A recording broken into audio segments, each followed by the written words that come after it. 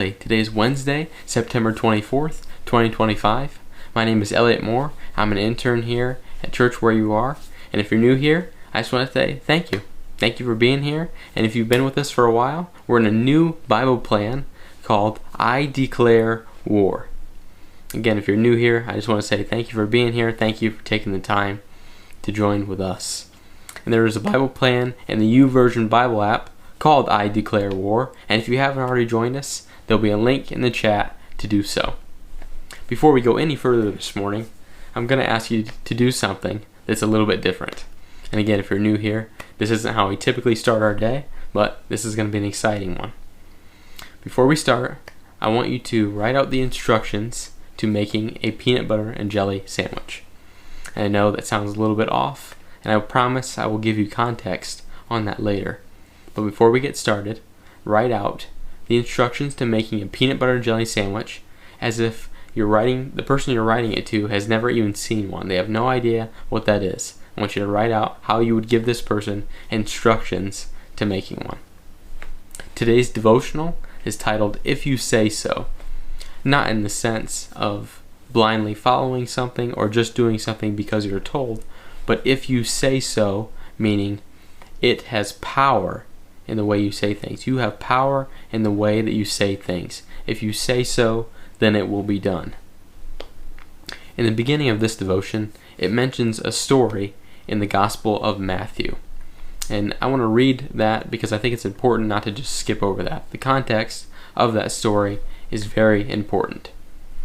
In Matthew, the religious leaders were questioning Jesus and his disciples. They were questioning why the disciples weren't following the traditions that the religious law called them to follow. Matthew 15, verse 10 and 11. But before we get into that, the context on this is he reminded them of what Isaiah said, which, again, I won't read for the sake of time, but Jesus reminds them what Isaiah said and gives them context on why his disciples aren't following specific religious laws. Listen to what it says. Matthew 15, verse 10 and 11. Then Jesus called to the crowd to come and hear. Listen, he said, and try to understand. It's not what goes into your mouth that defiles you. You are defiled by the words that come out of your mouth.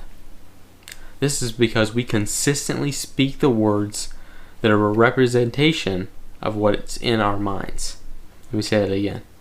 What we speak daily, what we speak consistently, is a representation of what's in our minds and what's in our hearts.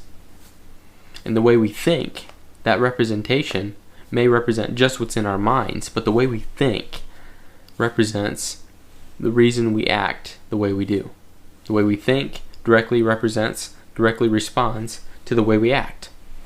See, our thoughts is why we do things. And why we do things is who we are, right? So again, if our simple words reflect our thoughts, and our thoughts reflect our actions are what people see us as. Our actions are who we are. When I was in maybe the 4th or 5th grade, they asked us to write out the instructions to making a peanut butter and jelly sandwich. And even in 4th or 5th grade, we were old enough to understand. We were old enough to think, why are we doing this? This is a simple task. Why are they asking us to write out instructions for something that even a toddler could do? And I remember writing these things down, writing the instructions for making a peanut butter and jelly sandwich with the mentality that mine was going to be the best. Right? I remember writing that down thinking, yeah, whoever reads this, whoever does this is going to understand. I'm going to write it in the best way, the simplest way that right when they read it, they understand, and it'll be the best peanut butter and jelly sandwich they've ever had. And then came the time where the teacher and the upperclassmen they asked to help out were reading mine. My paper was the one. They announced the name and whose instructions was, and it was mine. I was finally ready to show that my instructions for making a peanut butter and jelly sandwich were the best. And the teacher begins by picking up the ingredients. She puts the ingredients out for making this peanut butter and jelly sandwich on the table. She gets out my paper with the instructions, and I remember the first thing that it said was, put the peanut butter on the bread. See, in my mind, that when you put the peanut butter on the bread, it sets it up for putting the jelly and then the extra piece of bread, and then you have your peanut butter and jelly sandwich. So she holds up this jar of peanut butter and this fully packaged loaf of bread. She puts the whole packaged loaf of bread on the table and stacks the jar of peanut butter on top of it. And then she made a note to say, this is what your instructions say. Put the peanut butter on top of the bread. And that's exactly what she did. Did anybody else get fooled by this? Did anybody else just do what I did and say, start with the bread and put the peanut butter on top? See, the point of that exercise, the point of that assignment was our words, the way we choose to say things, matter. See, if I would have said to open the jar of peanut butter and spread it on top of one singular piece of bread after you open the loaf, after you put it on the plate, she would have been able to complete that task more successfully. See, my instructions failed her. And again, I can't be the only one. Let me know in the comments if somebody else, again, put that down and it wasn't as specific, if they fell into the trap, the same trap that I fell into. But again, the point of this exercise, the point that the teacher was making was our words, the way we say things, the way we do things, has power. It has weight. See, we are made in God's image, which is powerful. That is always viewed as a good light, in good light, and that could be twisted to where that's not viewed in good light. See, that power we have in our words, the weight that holds can be dangerous, but also can be helpful. We can use our words, we can use our mentality to build others up or tear them down. If we are made in God's image, we have power. There's power in the words that we choose to use and how we choose to say them. The devotional also mentions the greatest example we have in Scripture about the power of our words. In my mind, when I read this example, it's the greatest example we have throughout the pages of Scripture that shows us that our words, the way we present ourselves, the way we use those words, has power. Matthew 8, beginning in verse 5. Let's read it together. When Jesus returned to Capernaum, a Roman officer came and pleaded with him, "Lord, may my young servant who lies in bed, paralyzed and in terrible pain." Jesus said, "I will come and heal him." But the officer said, "Lord, I am not worthy to have you come into my home. Just say the word from where you are, and my servant will be healed." And before we continue on with that, I just want to make a note. A Roman officer and a Jewish person did not associate, right? This is separation unlike anything we've experienced in our recent time. The idea that the Romans had that the Jewish people were unclean, and the Jewish people had the same thought. Not only did they not talk, but they did not speak. If something that was touched by the other side, it was cleansed, it was deemed unworthy of being touched or used. So again, for people to associate, for the Romans and the Jewish to associate, it didn't happen. So again, there's weight just simply that they spoke. But I just wanted to make that clear before we continue on. Continuing on, verse 9, when he says, I'm just going to read verse 7 because the context of this also matters. Just Jesus said, "I will come and heal him." But the officer said, "Lord, I am not worthy to have you come to my home."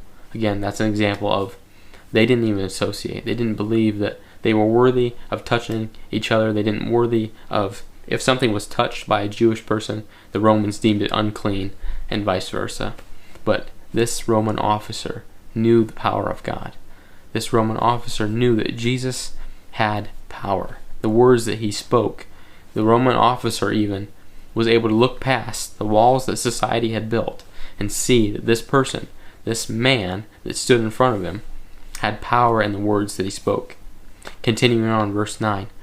"I know this because I am under the authority of my superior officers, and I have authority over my soldiers. I only need to say go, and they go, or come, and they come.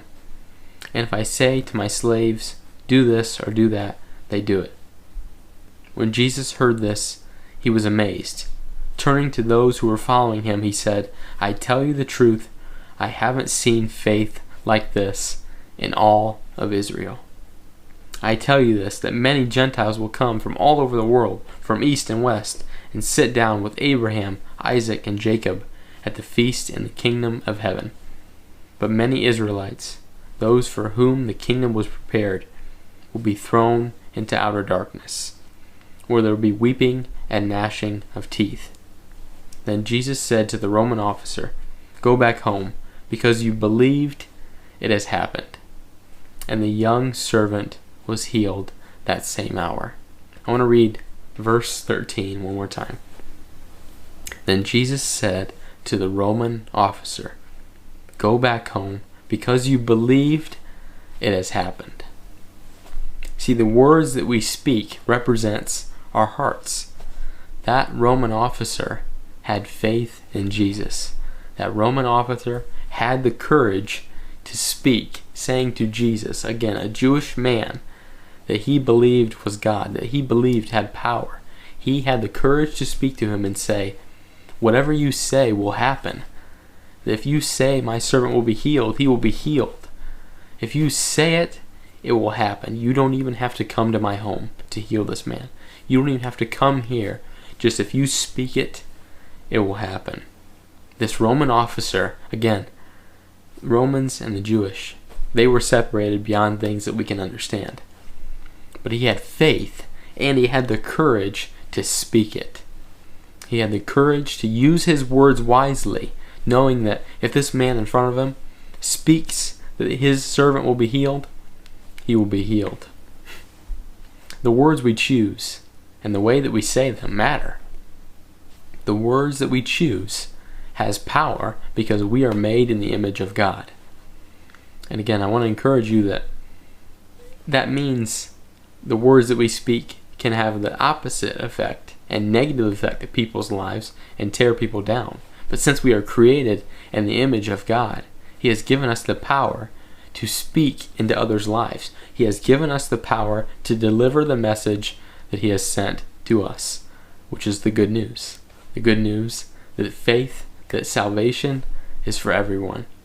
Jesus wants a relationship with everyone, and that is the good news. It's a salvation, it's a faith, it's a relationship that no one deserves, but everyone has the right to gain. And again, the way we speak that, the way that we carry ourselves, the way that we choose the words matters. It has power. It has power to speak life or bring death. And again, I want to encourage you that this devotion is not saying, choose your words wisely. It's saying, the words that we use have power. And God has given us the courage. He has given us the tools to speak life into other people's lives. This devotion, alike with other devotions that we have gone through, gives us discussion questions that allow us to apply this concept to our lives. Question 1 and concept 1 says, how do I speak to myself and to others? And I think that's important because even my message throughout this whole devotional was, how do we speak to others? But it matters also how we speak to ourselves. What's the voice in our head telling us about who we are?